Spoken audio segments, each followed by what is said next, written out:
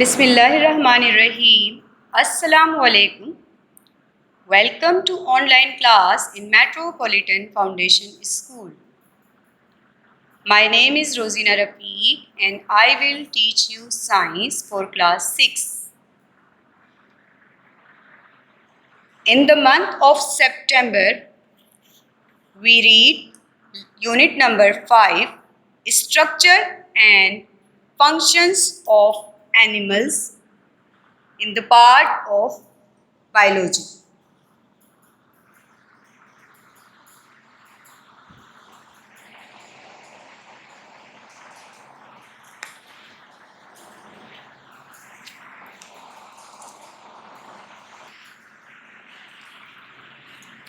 Now open book page number 38.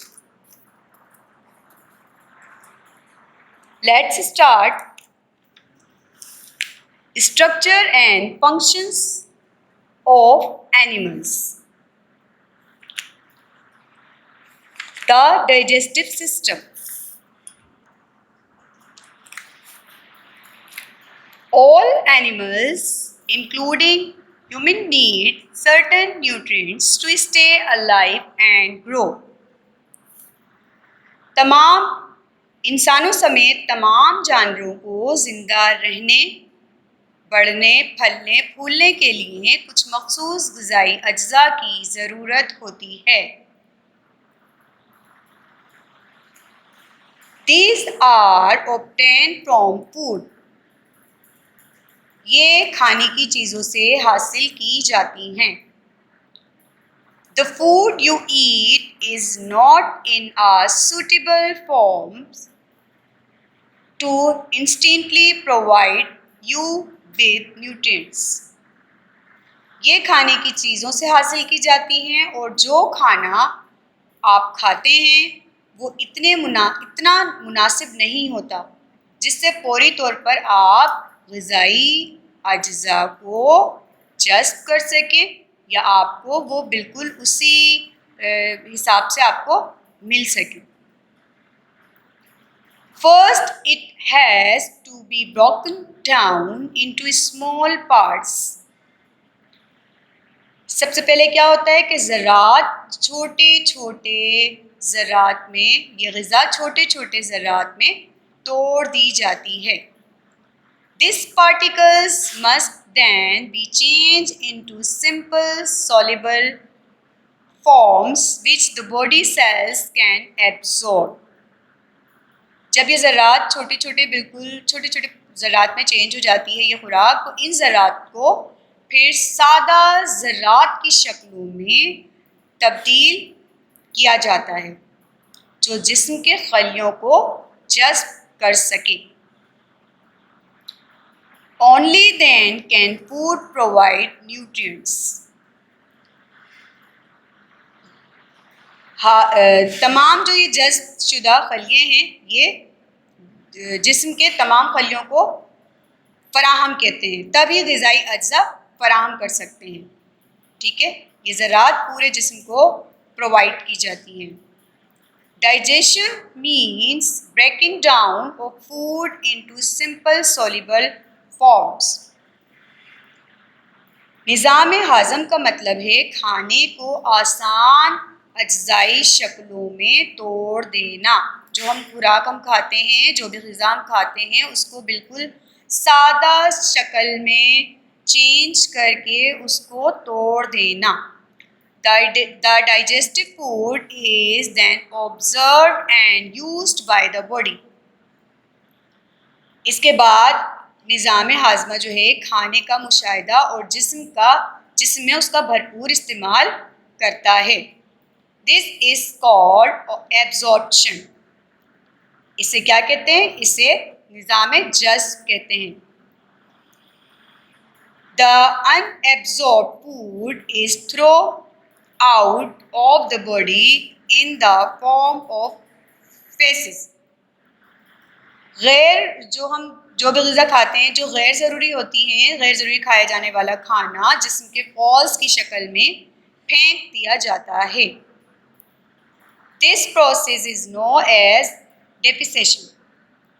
ये अमल क्या कहलाता है? ये अमल निज़ाम तातील के नाम से जाना जाता है। मतलब क्या हुआ कि हम जो खुराक खाते हैं, मुख्तलिफ चीज़ें हम खाते हैं, वो हमारे इनसाइड द माउथ, हमारे टीथ उस पर कुछ वर्क करते हैं और अंदर की जानिब जाता है वो खाना, और बारीक ज़रात में चेंज होके वो आहिस्ता आहिस्ता एब्जॉर्ब हो जाता है। जिस चीज़ की रिक्वायर्ड होती है वो रुकता है और बाकी चीज़ें खारिज कर दी जाती हैं। इस सारे अमल को डाइजेशन या डाइजेस्टिव सिस्टम कहते हैं। Your body perform this function inside a long tube. आपका जिस्म ये काम अंजाम देता है एक लंबी ट्यूब के अंदर। While in some places called the gut of alimentary canal. I repeat it again. Your body performs these functions inside a long tube, while in some places called the gut of alimentary canal.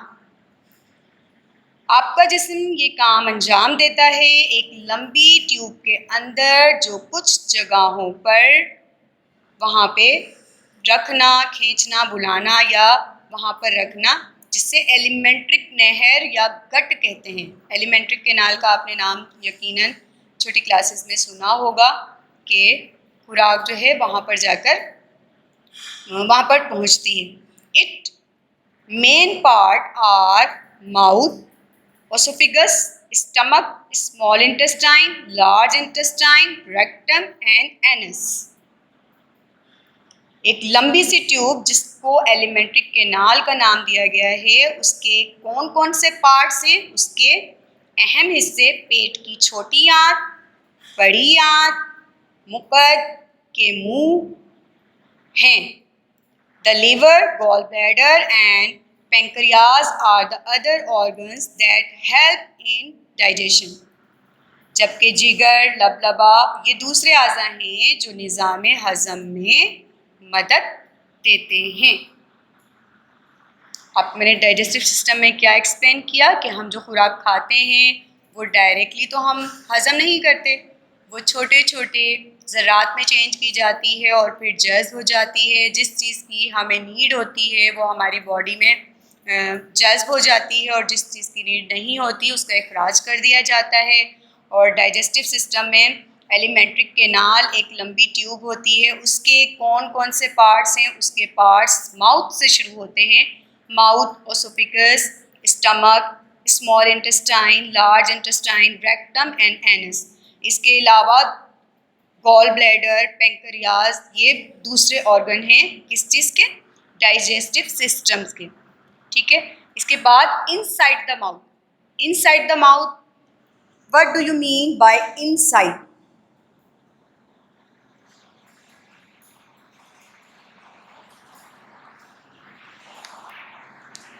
Look at this picture. Inside the mouth, digestion begins inside your mouth. हमारा digestive system जो होता है वो हमारे मुंह के अंदर जैसे ही खुराक जाती है वहाँ से शुरू होना शुरू हो जाता है। It start when you chew the food. जब हम च्यू द फूड, जब हम फूड को चबाते हैं तो ये अमल जो है वो शुरू हो जाता है। अच्छा, इसके मेन पार्ट्स आपको अगर मैं एक्सप्लेन करूं तो देखें, बिल्कुल फ्रंट पर आपको दिख रहे होंगे, बिल्कुल फ्रंट पे जो आपको टीथ दिख रहे होंगे, इंसाइसर, इंसाइसर टीथ। ये कौन से टीथ होते हैं? ये हमारे वो टीथ होते हैं जो हमारे माउथ में बिल्कुल फ्रंट पर होते हैं। Your front teeth are known as incisor. ठीक। These are your cutting teeth. इसको कटिंग टीथ के नाम से भी जाना जाता है। एंड सेकंड जो है हमारे canine. Next to your incisor are canine. These are tearing teeth and are pointed in shape. Tearing teeth कहलाते हैं ये, ठीक है। And third one is premolar. Premolar जो आगे के इसके आगे के दांत होते हैं जो ग्राइंड करने के फूड को ग्राइंड करने के काम आते हैं, उसे प्रीमोलार्स कहते हैं। And fourth one is molar. जो बिल्कुल कोने में दांत होते हैं उन्हें मोलार कहते हैं, जिसे हम उर्दू में समझें तो दाढ़ जिसे कहते हैं। 4 टाइप के मैंने आपको टीथ यहाँ पे एक्सप्लेन किए हैं। नंबर 1 इंसाइसर, जो कि बिल्कुल फ्रंट के होते हैं। Number 2 canine, number 3 premolar and number 4 molar. Incisor जो होते हैं बिल्कुल फ्रंट के टीथ होते हैं, जो कि कटिंग टीथ कहलाते हैं। कैनिन कटिंग टीथ के आगे होते हैं, जो कि पॉइंट में पॉइंट किए गए शेप के हिसाब से, और ये फूड को बिल्कुल सेकंड टीथ होते हैं। And third one is premolar, जो कि फूड को ग्राइंड करते हैं। सबसे ज़्यादा इम्पोर्टेंट रोल इनका होता है। And fourth one is molar. अच्छा, इसमें देखें आप ये हमारे थे permanent teeth. Permanent teeth and milk teeth का डिफरेंस मैं आपको अगर यहाँ एक्सप्लेन करूँ, a human adult has 32 teeth in all, 16 in each jaw. However, a child has only 20 teeth, 10 in each jaw. These are known as the milk teeth. They fall off by the age of 10 and are replaced by permanent teeth. हमारे जो adult होते हैं उनके कितने teeth होते हैं? 32 होते हैं। जबकि बच्चों के जो टीथ होते हैं वो एक एज आने पर, 10 इयर्स की एज आने पर झड़ जाते हैं, गिर जाते हैं, टूट जाते हैं, और उनके बदले उनके रिप्लेस में उनके परमानेंट टीथ आ जाते हैं। जो गिरते हैं, जो झड़ते हैं, वो कौन से टीथ कहलाते हैं? वो उनके मिल्क टीथ कहलाते हैं।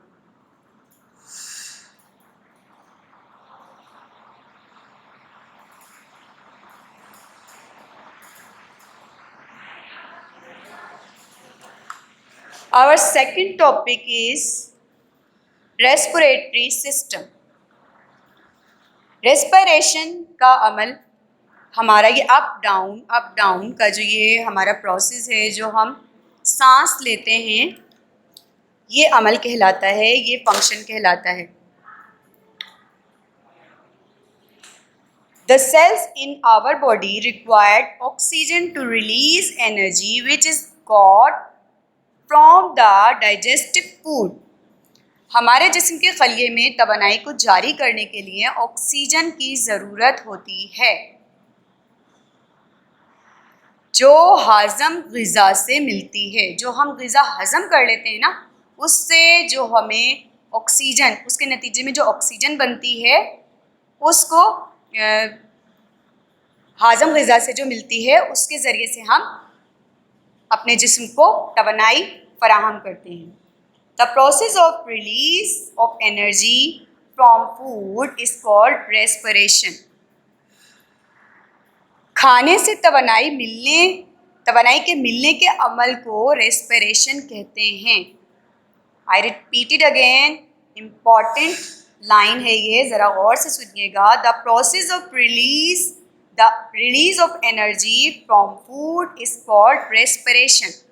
खाने से तवानाई के मिलने के अमल को रेस्पिरेशन कहते हैं।